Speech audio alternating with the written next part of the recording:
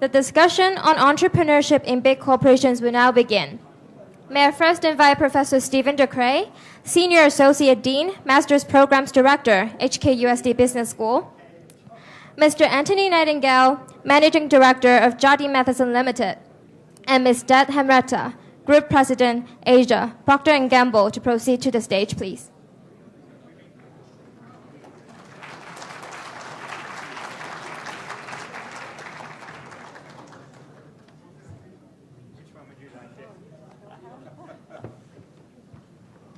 May I now pass the floor to Mr. DeKrey, please.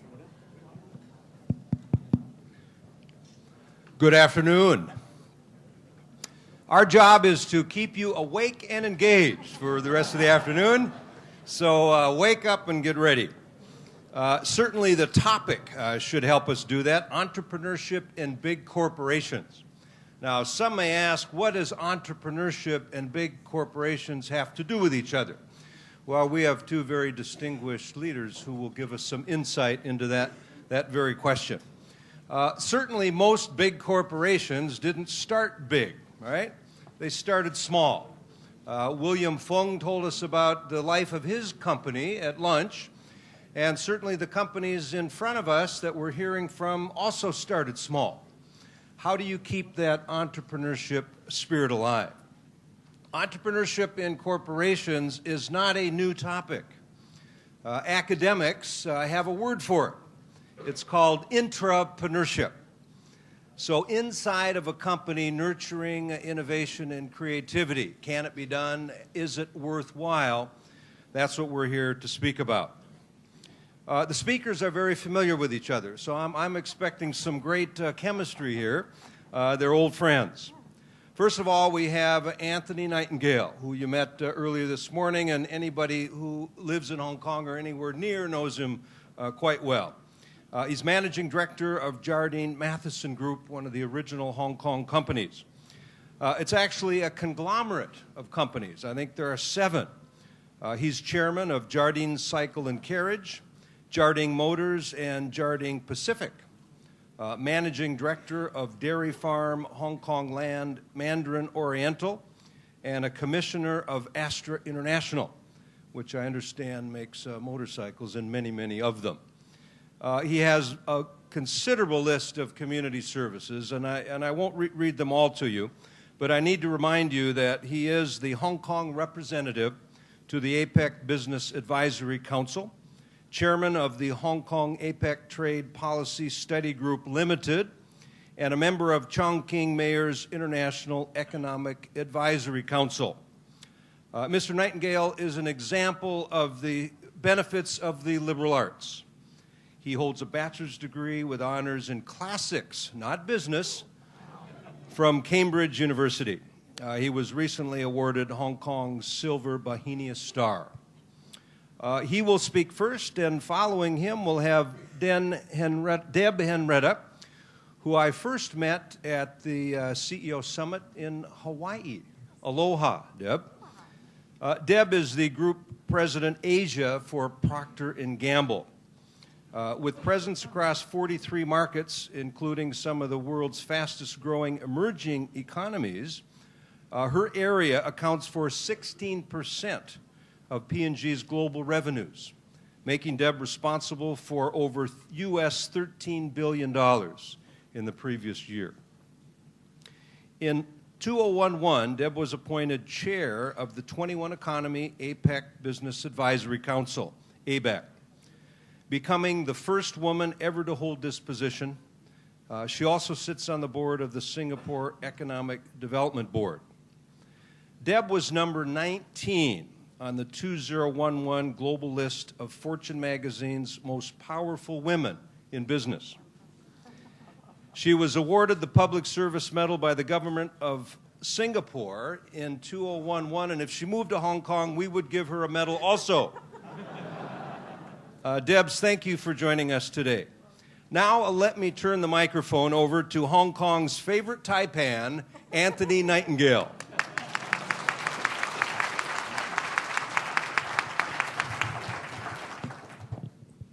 Well, thank you, Steve, for that flattering, if somewhat jocular, introduction. I'm glad you reminded me of my education in the classics. I try hard to forget that. As Steve indicated, representing a large group like Jardine Matheson in an SME conference might make me feel somewhat out of place. But actually, that is not the case. First, and I'm sure you'll agree with me, there are many issues that SMEs and big corporations share in common.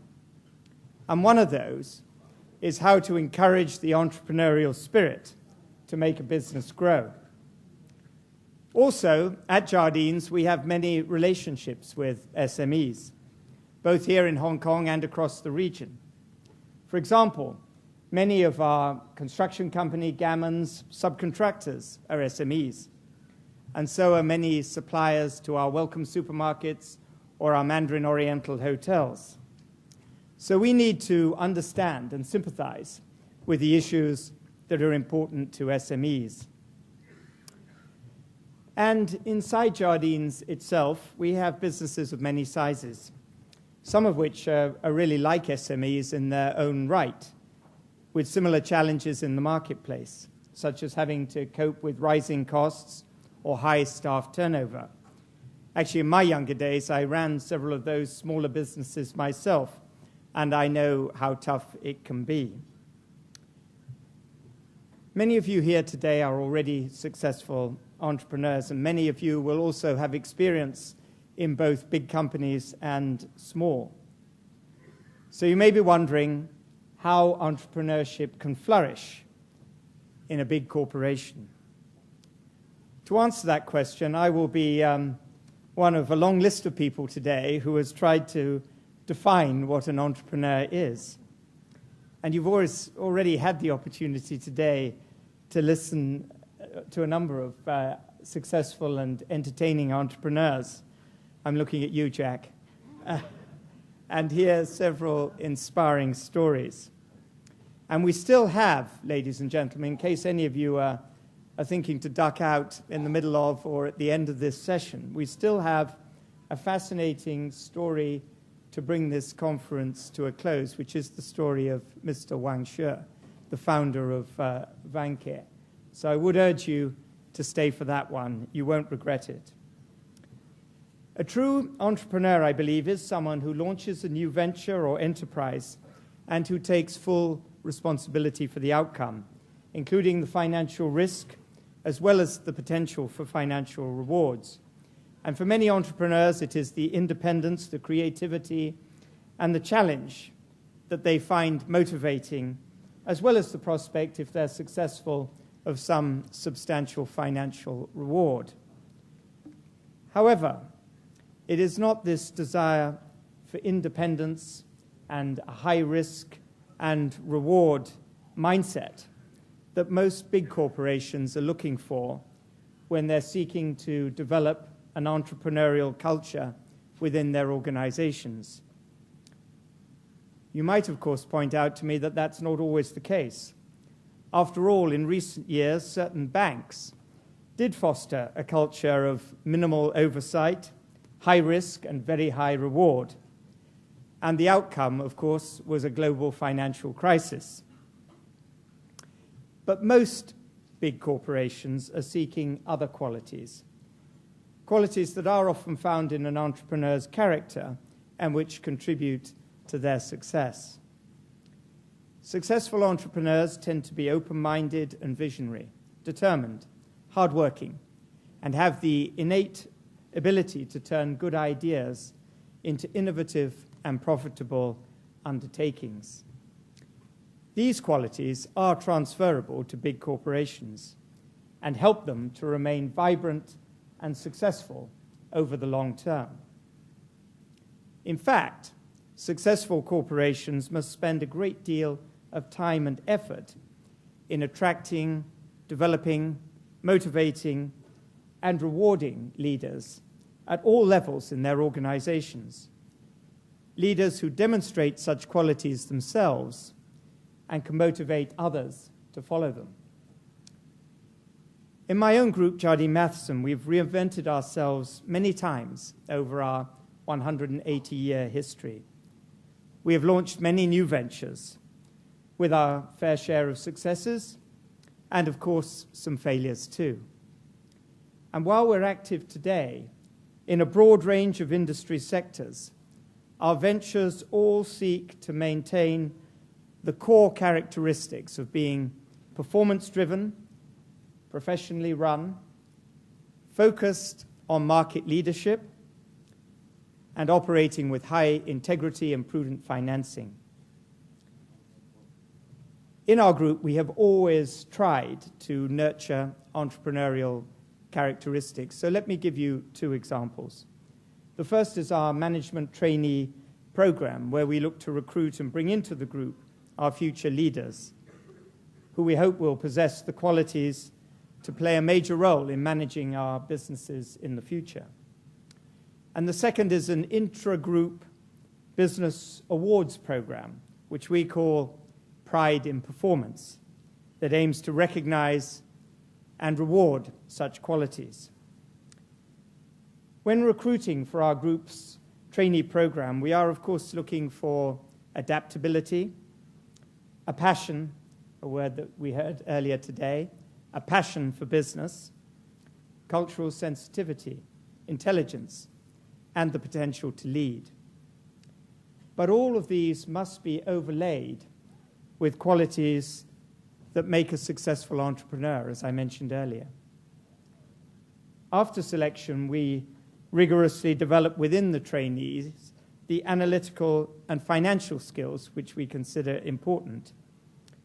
We believe that analysis and innovation are not mutually incompatible, and this has proven to be successful. For example, on the 1st of April this year, we will be promoting 5 of the young leaders whom we recruited through this program into managing director positions around our group of companies. So getting the right people in key positions is the first requirement for creating entrepreneurial endeavors. But it is only that first step. It's important that there is a strong and consistent message from the very top of an organization that vision, determination, measured risk-taking, and initiative will be applauded and rewarded. This isn't always easy to do in big corporations with layers of management and clearly defined roles and accountabilities. It necessitates that a large measure of responsibility must be given to those who actually run the operations and who are being tasked to be bold and to originate and pursue initiatives. A manager, whether he or she is head of a division or just one retail unit, must have the clear and unwavering support of senior management. Such messages of support can come in different ways. They're likely to be reflected in financial incentives or option schemes that reward employees financially for successful initiatives that in turn become profitable business ventures. And recognition is also very important, as all good employees are motivated, at least in my experience, as much by pride in their work and a sense of achievement as they are by financial reward. Team spirit is also very, very important. That brings me to our Pride in Performance Business Awards. For the past 10 years, we've sent clear messages to our management teams that we value the entrepreneurial spirit by recognizing and rewarding successful business ventures, successful initiatives that have shown energy and enterprise, leading to sustained performance. And I'll give you now 3 examples of award winners which illustrate, I believe, this entrepreneurial spirit at work in a big corporation. Our Welcome supermarket chain here in Hong Kong did an excellent job of connecting with its customers with an advertising campaign that gained huge popularity and won many industry awards. We recognized the success of the campaign, which we knew as $1 does matter, but many of you would be more familiar with Han Dak Yat Mun, Dak Yat Mun. My Cantonese is, of course, very bad, but I hope you can understand. Gammon Construction's Pride in Performance was well illustrated when it changed the rules for the construction of the Route 8 Nam-Wan tunnel, an important infrastructure project. It adopted a novel partnering approach with the customer, engineers, government departments, and subcontractors, which helped to overcome traditional challenges with larger projects and motivated all the parties to work together as one team. The results were exceptional, and the project set new industry benchmarks in environmental issues and safety standards. Lastly, and this is perhaps the strongest example of all, in 1993, a team in Indonesia that sold trucks and heavy equipment for coal mines proposed to broaden their skill base and create a coal mining and contracting company. They were able to grow this business into the industry leader, actually now one of the world leaders in this industry. And last year, this company, which started from a small team selling trucks, mined 87 million tons of coal, making profits of around $300 million US. In each of these cases, the operating teams took ownership of their business and showed vision, drive, and dedication to create great value through their hard work and enterprise. Our award winners through this program receive cash prizes, but what is really much more important to them is the recognition of their achievements from their colleagues from across the group. And for the group itself, there is the message that we are 100% behind such entrepreneurial initiatives. So, ladies and gentlemen, to sum up, we try to source, encourage, and reward many of the positive qualities that make true entrepreneurs successful. And this, I believe, is a key ingredient to ensure that our group companies continue to prosper long into the future. Thank you all very much.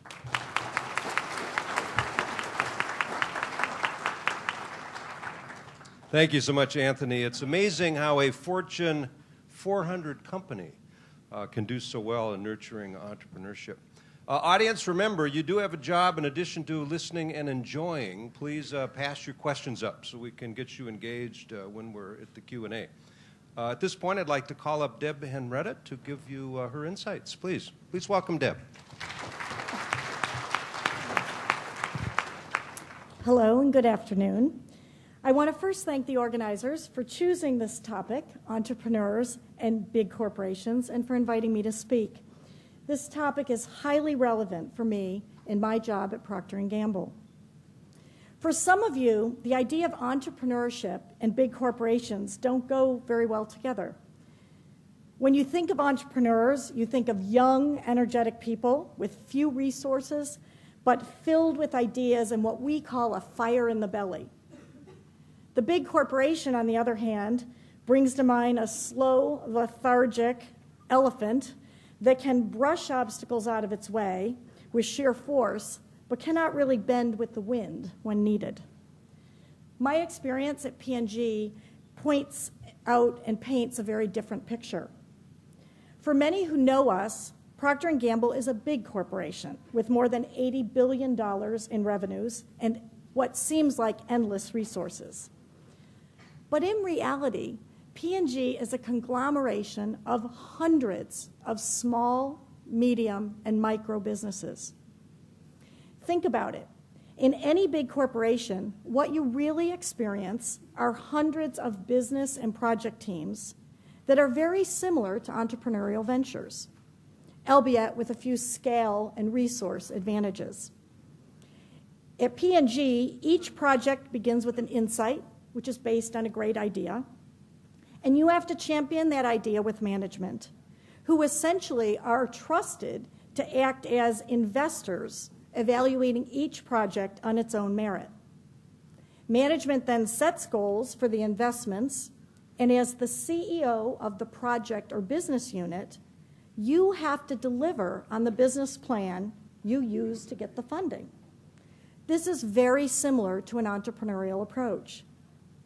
Over time, I've come to realize that entrepreneurship is really a state of mind. It's an attitude. And it has very little to do with the size of the organization. For me, there is no inherent contradiction in being extremely entrepreneurial in a big corporation, or for that matter, having a small startup that lacks its share of enterprise. Which brings us to the question, what is entrepreneurship really? In my opinion and in my experience, it is based on a couple of fundamentals. The first is ideas. Entrepreneurs are dreamers. They are visionaries. They are people who know and believe in the power of a big idea, the power of an idea to change things.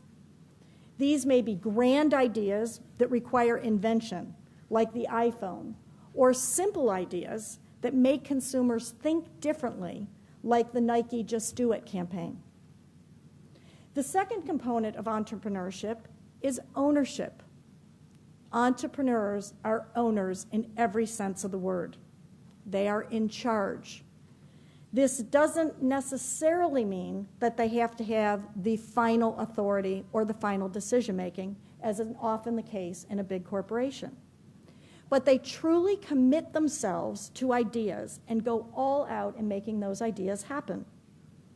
They see difficulties that come their way as my problem and focus on fixing the problem themselves. And the final component for me is risk, albeit prudent risk. Entrepreneurs take risks and they learn from failures. They like to push the boundaries of what's possible. Think of Bill Gates, Steve Jobs. These are people who took big personal risks to pursue ideas that many may have thought were crazy. And in taking these risks, they were able to reap big rewards. I call this the IOR culture, the idea, ownership, and risk culture, which is almost the opposite of the ROI culture, which tends to permeate big corporations and pushes them towards ideas that are proven and predictable and can often leave big corporations as slow and inflexible. But of course, for most successful entrepreneurs, they know that it's really IOR that leads to ROI when everything is said and done. The degree to which organizations, big or small, are entrepreneurial, in my opinion, is directly linked to their IOR culture. So how does somebody, either an entrepreneur or a big corporation, create that IOR culture? Well, I'm going to share a few examples from my own experience at Procter & Gamble. But each example begins with that fundamental IOR ideas. First, at P&G, we value the power of big ideas. Ideas are our stars. We see these as the seeds of big breakthrough innovation. We believe that knowledge leadership and the notion that ideas can come from any person, anywhere, is what can lead to success. Whether it's the lab technician, to the market analyst, to the brand manager, to the secretary. All of these people can be innovators and can support an IOR culture. Now, we at a big corporation have the luxury of backing these ideas with our full scale and our resources.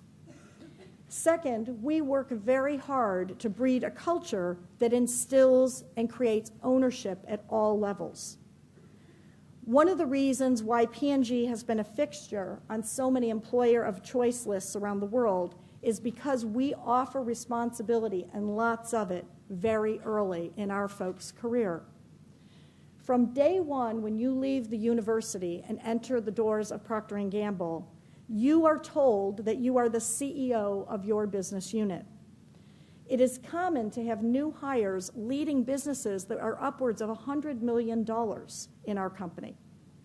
Of course, we ensure that they have the support, the advice, and the counsel of the more experienced managers in our company. but they are given real opportunity to make a difference from day one.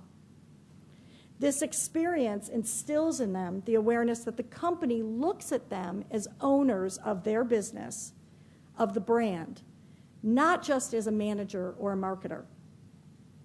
And it really stems from our company's purpose, values, and principles. These have been around for roughly 175 years and have been our guiding principles, or the soul of our company.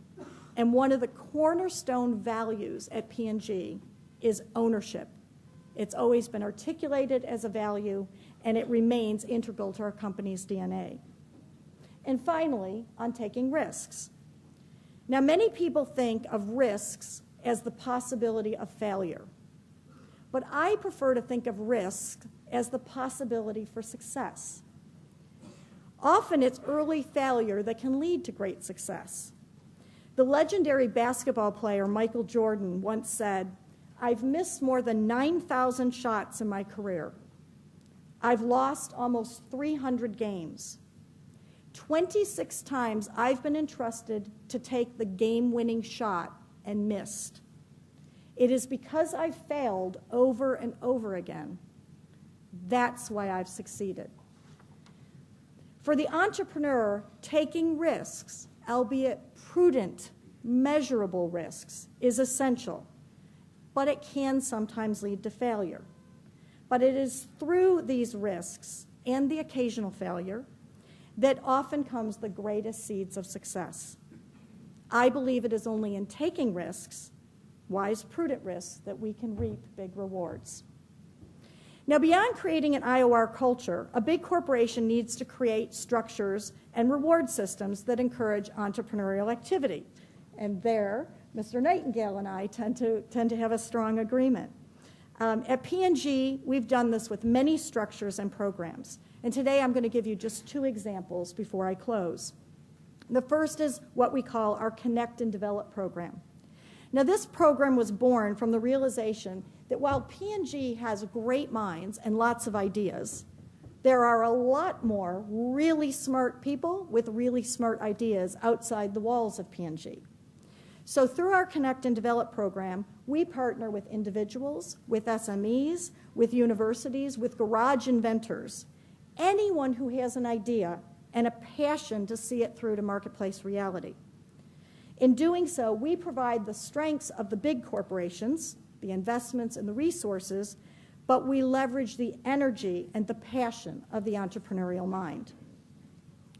One example of a good Connect and Develop innovation was our Febreze home collection candles. When we needed wooden bases for these candles, we realized that this clearly was not a competency area for P&G. And so what we did was we connected with a small Chinese SME who did have expertise in bamboo products. Using their expertise, we were able to go from an idea to an expansion in 6 months. It was a huge success for P&G and an equal success for our partner. In fact, it helped them weather the economic storm of the recent global recession. So instead of the negative 20% business decline that they expected, they instead posted a 60% increase during that very tough year in 2008. We also have a division at P&G that we call FutureWorks, which is designed to be our entrepreneurial engine of the company and deliver our disruptive innovation. FutureWorks attracts, empowers, and rewards a very diverse group of people who excel at new business creation. We foster an environment of collaboration and entrepreneurial spirit, and we've built and established several new business models using this entrepreneurial energy of this group. FutureWorks is the group that we depend on to create transformational new business models, capitalizing on the needs, growth trends, and change points that we see in the marketplace. They have the freedom to completely look new and differently at the creation of new categories and new brands within those categories, as well as to identify growth adjacencies and new channels of business. And finally, they create learning and scaling capabilities to pilot those ideas with new business models in the market. Like any new startup, FutureWorks has to pitch its idea to our P&G Corporate Innovation Board in order for funding. They have to show potential for success. But within the team, they foster and nurture an agile, flexible, and always willing to learn team. They have a strong IOR culture within their organization, even as they consistently, year in and year out, deliver ROI for the company. Their focus on creating new service models is beginning to kickstart partnerships for us here in Asia. We've just begun a small-scale pilot in Hong Kong, partnering with Navigenics, offering high-end genomic diagnostics which are tied to wellness counseling and coaching. In Singapore, our services focus has led us to expand our successful SK2 cosmetics and skincare brand into luxurious SK2 spas. And the results are very encouraging. We have many more examples, many diverse examples of what is now becoming these startup operations within Procter & Gamble, but they all have one thing in common. They are all products of this very strong IOR culture. So as I close, I hope you'll see now why I said and led with saying entrepreneurship is a state of mind. Any corporation, big or small, must find ways to foster this mindset if it wants to be successful. It needs to unleash the power of ideas, instill a deep sense of individual ownership, and encourage risk as the seeds for future rewards. Put simply, every corporation, every enterprise needs to nurture an IOR culture in order to reap ROI success. Thank you. Thank you very much, Deb. P&G has a very unique and, of course, very successful culture, and thank you for sharing that. While I'm waiting for your questions patiently, allow me to start out with one. I think there are questions coming in. I've got a general one, I think, to each of our speakers. You're both overseeing very large organizations, and as you've mentioned in your remarks, they're composed of many smaller organizations. Would you say the degree of success of the smaller organizations is related to the degree of innovation or entrepreneurship within those organizations? Thank you for letting me begin. Maybe we'll trade off and on. I think absolutely. When I look at my most successful personal experiences at Procter & Gamble, and I look at the business units that I now oversee, I will tell you almost without exception, the most successful units and projects are those that bring a breakthrough innovation to market. And I think in this very VUCA world that we live in, right, very volatile, uncertain, chaotic world, I think innovation becomes even more important for the success of an entrepreneurial venture, an SME, or a large corporation. So. Yeah, I mean, of course, I would agree. Innovation is extremely important, but I think I would actually also add a bit of balance here. I don't want to agree with absolutely everything you say, Deb, because actually there are also many other hugely important tasks. I mean, running something in a cost-efficient way, having your marketing programs right, having a highly motivated team behind you. All of these are also, in my mind, critical elements to success. And not every product or service that can be delivered successfully and profitably can constantly be innovated. So I would actually moderate the answer somewhat, Steve. I would say that innovation is a critical quality, a critical element, but it is not the one that is always more important above all others. Okay, well, thank you for that, Anthony. I do have a few questions here. This is one from one of my MBA students. For those people with potential in entrepreneurship, how do you groom them in your on-the-job training? You want me to tackle that one? Well, first, I think it's extraordinarily important in any organization when somebody first joins to give them the opportunity to show their talent and to make a contribution. That said, I think, again, one has to realize, and I had to realize many, many years ago, 42 and a half years ago to be accurate, when I first entered business, that you have an awful lot to learn.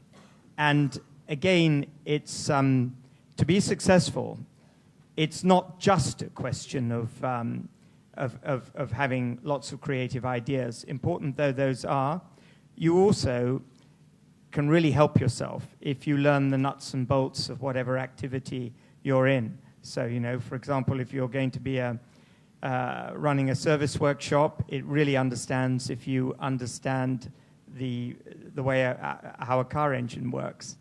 If you're going to be something where financial skills are hugely important, which actually they are in many kinds of business, it's really important to get financial discipline under your belt too. So while again, it's very, very important for a company, whether it's big or small, to nurture the entrepreneurial spirit, it also needs to impart other skills and other disciplines into its employees if they're going to have a chance to be really successful for the long term. Thank you. Deb, comment? One of the things that we do, and I think it does work for us, at least at Procter & Gamble, might be something small and medium-sized businesses might want to consider, is we have a big belief that training is very important. So, as Anthony just pointed out in the last question, balance is always an important thing. In fact, I think balance is probably the key word to life, no matter what topic you're talking about. Balance of short-term and long-term, balance of strategic and operational, balance of innovation and analytical support. However, another form of balance is balancing training, kind of classroom training, lecture, digital online training with on or hands-on experience. And one of the things that we are big believers in at P&G is, basically letting people learn a lot by doing. And I think that in doing that, you can create a lot of this entrepreneurial spirit and really push the boundaries of innovation. And one of the interesting things about the way we think about training young people coming in is we expect innovation in everything that they do. So we're not just looking for innovation in the product. We're looking for innovation in marketing. We're looking for innovation in cost. We're looking for innovation in our supply systems. So any new and different way of doing things is something that we're trying to push and train and instill into people from the first day that they enter the company. And I think that that's something that others can do. And I think it's really important as we look at this new generation of employees, whether you call them Gen Y or, as we're starting to call them at P&G, Gen Next, because who knows what comes after Y, I guess Z. I don't know where we go after that. But as you think about these new folks coming in, these folks are constantly doing. They're brilliant and very successful multitaskers. And so their way of learning is going to be extremely different. And I think we're all going to have to find models that allow them to learn by doing more than learn by listening or learn by teaching. Thank you. Here's a good one. In the real world, I guess as opposed to academia, competition and bankruptcies keep impractical entrepreneurs in check, a point I think Professor Enright made. How do you prevent in your companies excessive risk-taking from employees who see only gain but no pain? How much failure can you really accept? Deb? Okay. I think that is an excellent question because it really puts the finger on a big issue, and it was touched on kind of once or twice today, but probably not addressed head on like that. And I think that to borrow a word that Deb used a moment ago, it is very much a question of balance. You have got to encourage a culture where people can take risks, but also you need to put around that a structure that stops stupid risks being taken, for example, for lack of information and lack of a connection that or network that might take a different view or maybe cause the person with the idea to rethink it. I mean, in our own corporation's sake, as a case, we have very clear limits of authority whereby somebody can commit to a certain type of capital investment or certain type of expenditure on working capital. That's, if you like, the formality. The other part, though, is that we do encourage a very collegial structure whereby it wouldn't be just one person's decision to rush off and invest in this or do that. I mean, that, of course, is a big contrast to some of the banks that I touched on very lightly earlier in my speech, where, of course, you can have individual traders who are allowed somehow to take $2 or $3 billion risks. But in the normal big corporation, as I say, there are authority limits that act as one kind of control, and at the same time, one would encourage the person with the bright idea to have a group around him or her that this whole thing is talked very well through with, and therefore some of the points that might be not correct in that idea are then remedied, and a sort of better plan is brought out at the end. I would agree wholeheartedly with the notion that Anthony just talked about of balance. And in fact, one of the ways P&G maintains that balance is we make sure that by business unit, we have a portfolio of projects that have some what we call sure things, that are often search and reapplication of proven business building ideas with some of the more risky kind of new ventures. And so your portfolio is manageable in terms of delivering both top line and bottom line growth. That's one thing. The other thing that we do that I think is very helpful and might be a helpful idea for small and medium businesses looking to start up is what we call our 30, 60, 90-day plans. So on our more risky ventures, we literally have plans that lay out what is going to happen in the next 30 days, the next 60 days, and the next 90 days. And you meet monthly with an advisory team who can advise on the new learning that you have and where you need to go or how you might need to adjust in some of our more risky ventures. And some people look at that and say, oh gosh, that's the big company with lots of bureaucracy.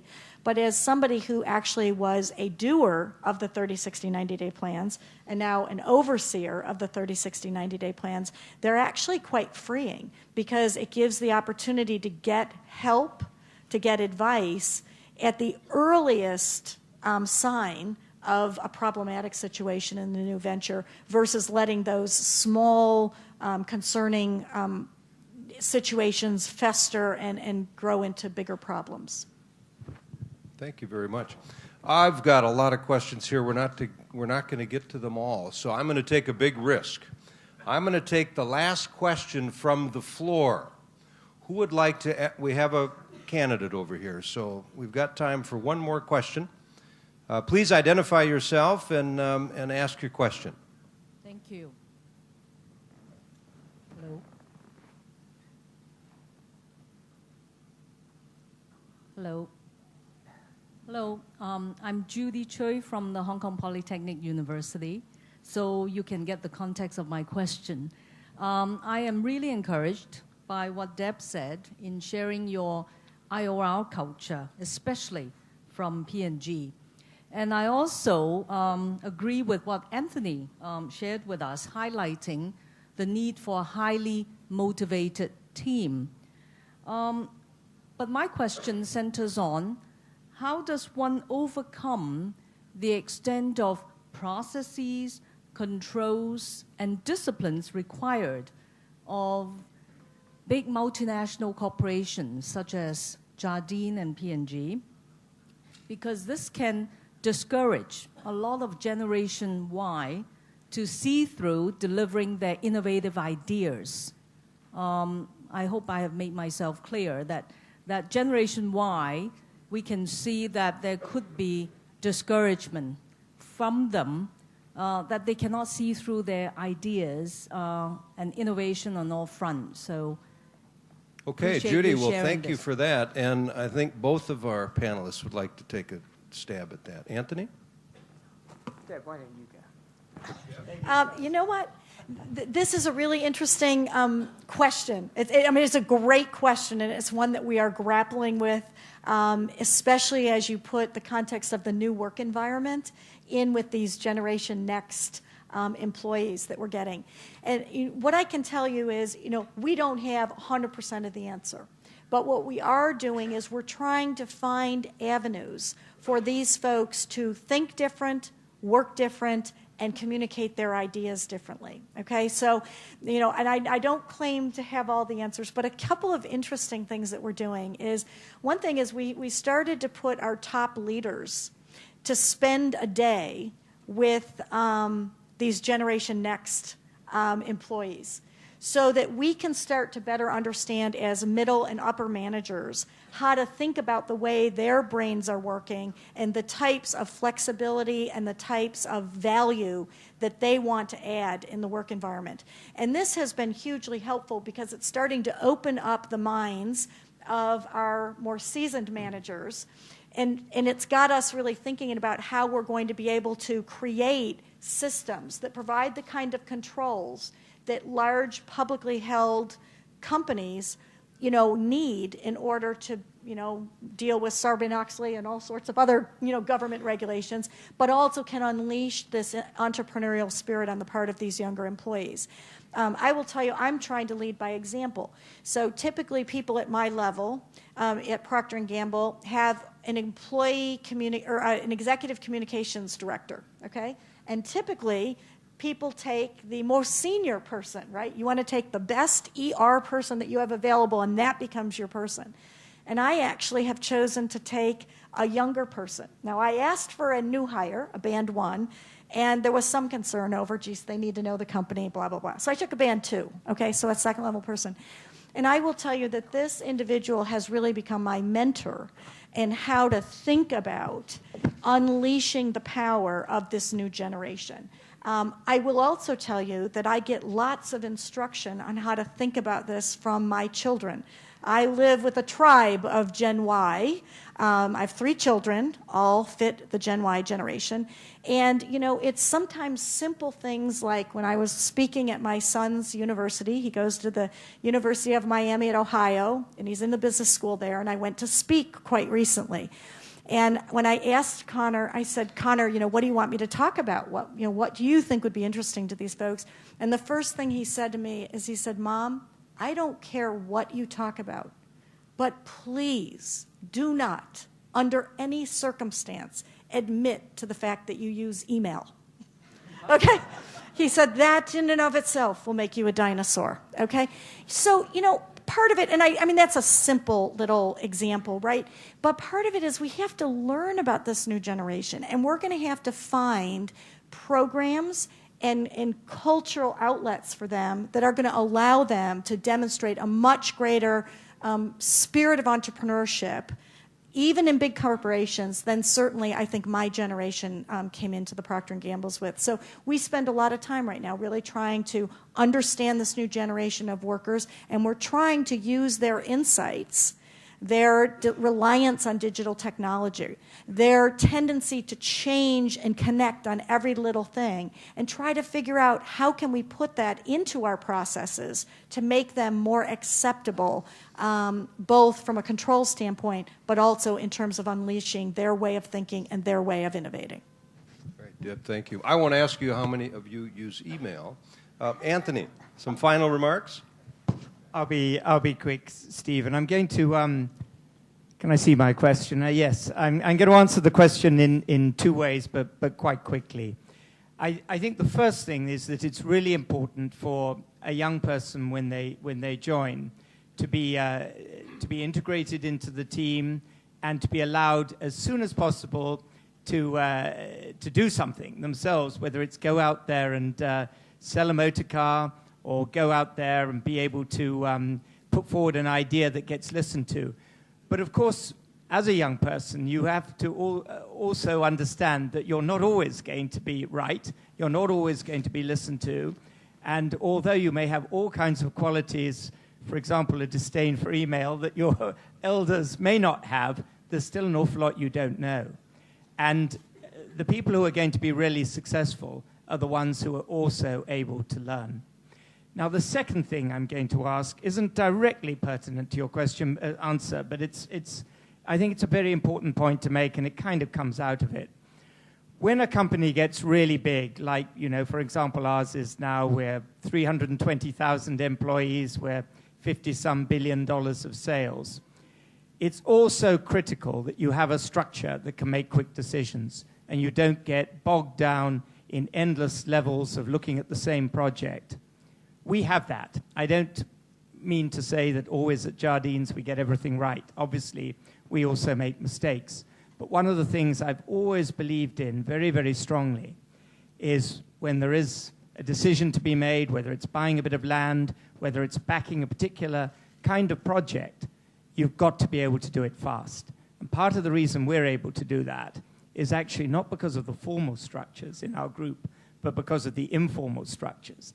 That at a senior and middle senior level, we know each other extremely well, we trust each other, and we decide fast. Very good. Well, we have run out of time. In fact, sorry, Vincent, we ran a little bit over. But I think a terrific session, and please join me in thanking our panelists, Anthony and Deb, for a wonderful insight. Thank you. Thank you, Professor DeKrey, Mr. Nightingale, and Ms. Henretta.